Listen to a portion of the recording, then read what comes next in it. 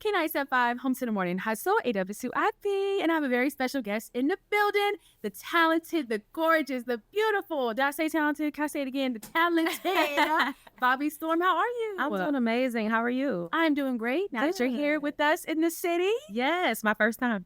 First time in Raleigh? First time in North Carolina? Yes. Both? Both.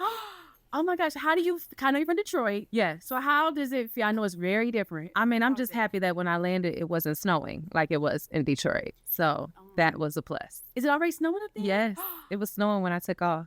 Oh, Yes. Yeah, and now it's like, I don't know, it's like 50, 60. But it's way right better. Here. Yep. So much better. You could have wore a bathing suit today, like the way this North Carolina feeling. I don't know about that, but we put a little cover up bathing suit. So yes.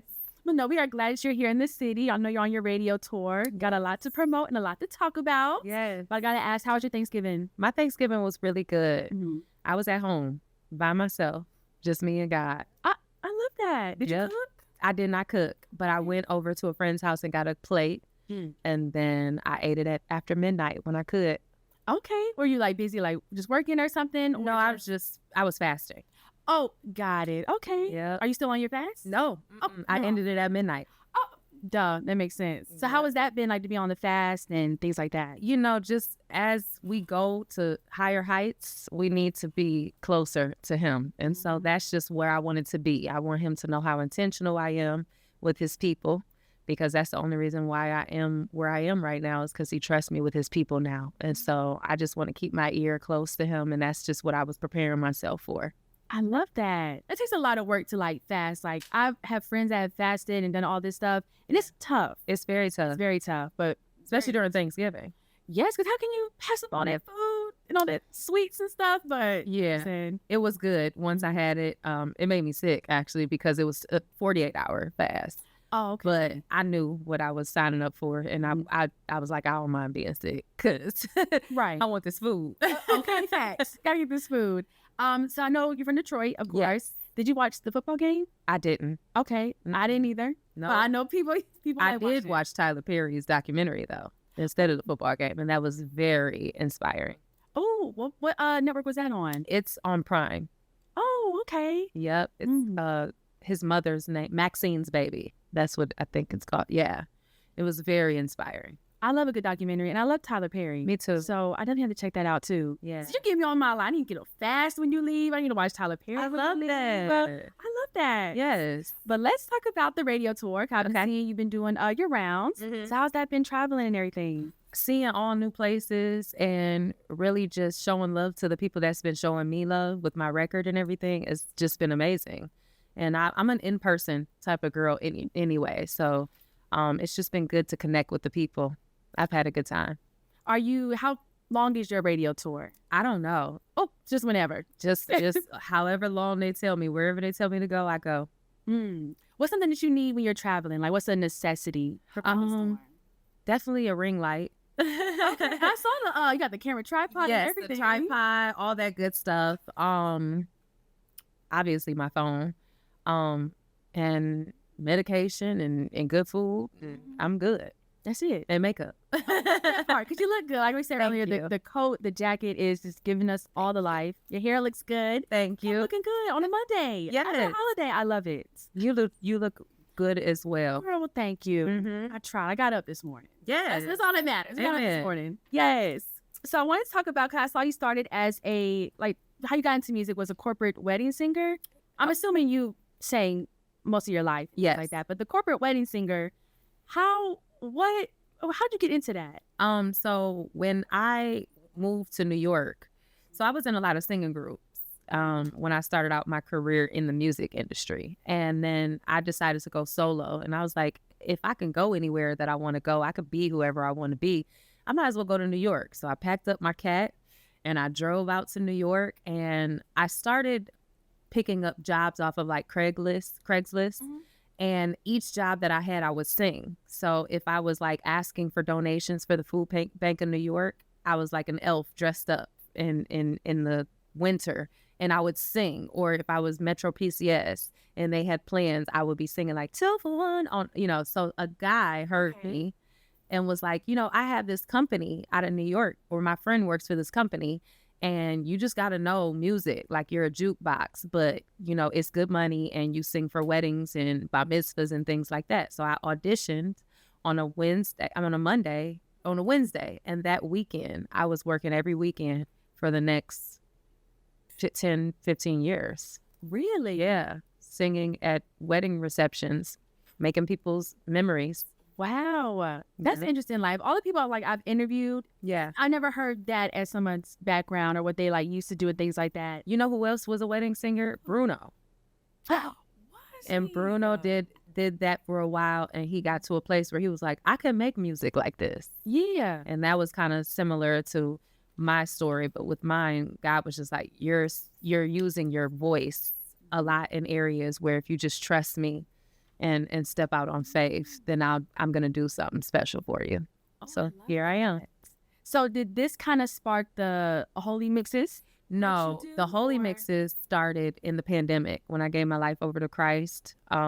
As I was going throughout that spiritual journey, I couldn't listen to the same things. I couldn't watch the same shows, you know, because it would be feeding more of my flesh and not my spirit. And so it got to a point where I was like, well, God, do you want me to just sing gospel? Because that's all I can listen to when I'm, you know, trying to get up and renew my mind daily and not be under spiritual warfare and things like that. And he's like, I don't need you to change anything about you. I just need you to convert it for me. And so that's when Holymixes were birthed. And that's basically just taking the world and worship and the sanctuary and the streets and combining them and making it relatable, which is what I believe I represent as well. No, I love that. Like I saw a couple mixes on your Instagram. Yes. And I thought they were really good. Thank you. I think last one I saw was the SZA Snooze one. Yes. And I love that. I love that beat in general. I Me love the too. song in general. But Me too. like changing the meaning up. Yeah. Making it, you know, the holy mix. I Yeah. love that idea. Definitely. Thank you. Thank you. Do you ever get any like negative feedback from that? Of people like, oh, it's still secular music, and you just kind of like, well, just the beat, really?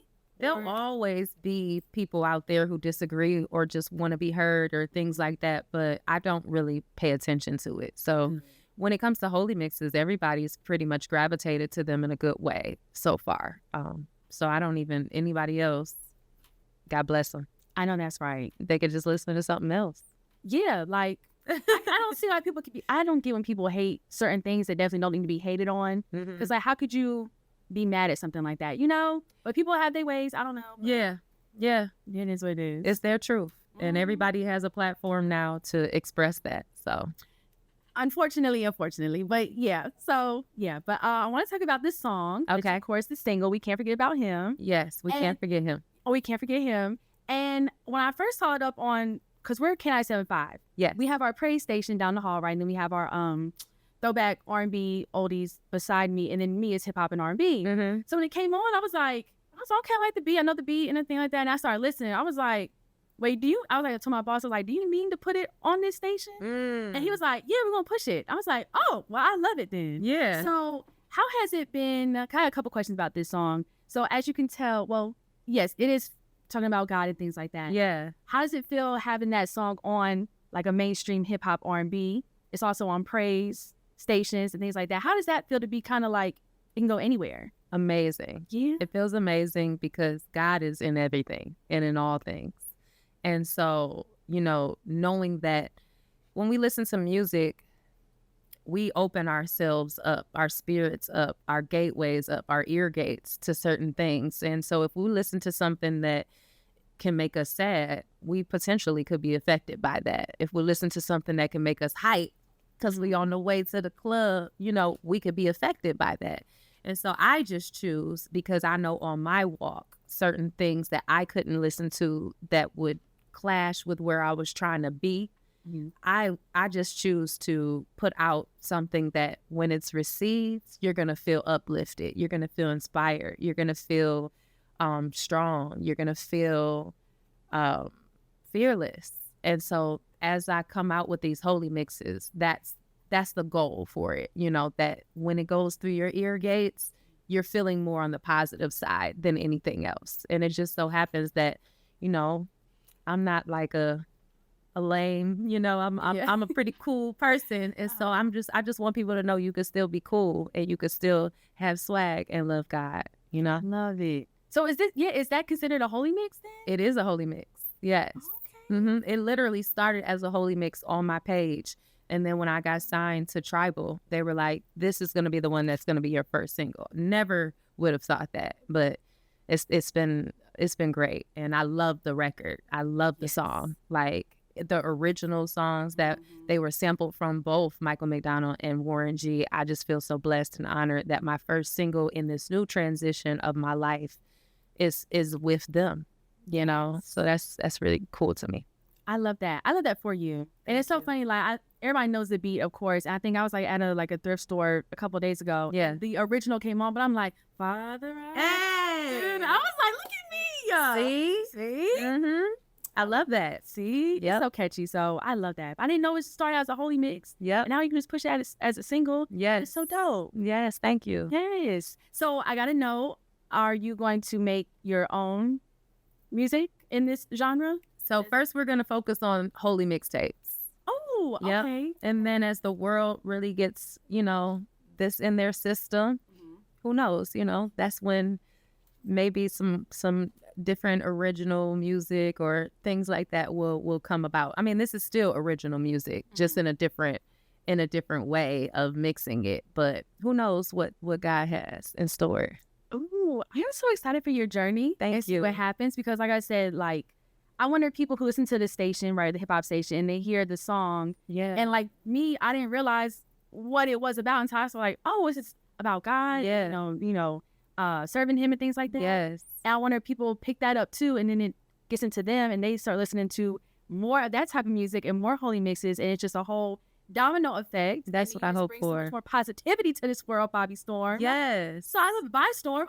Oh, take it by storm. Take it by storm. The storm is here. I love it. Oh, I am so excited. Like I said, I know you said you were working on the holy mixes, the holy mixtapes for 2024 early. Yes, early, Okay. yes. They are in the works. We've already started. Oh, I'm excited. Me too. Oh, well, are you able to say any new, any songs that you plan on making at Holy Mix? I can't, but I Okay. will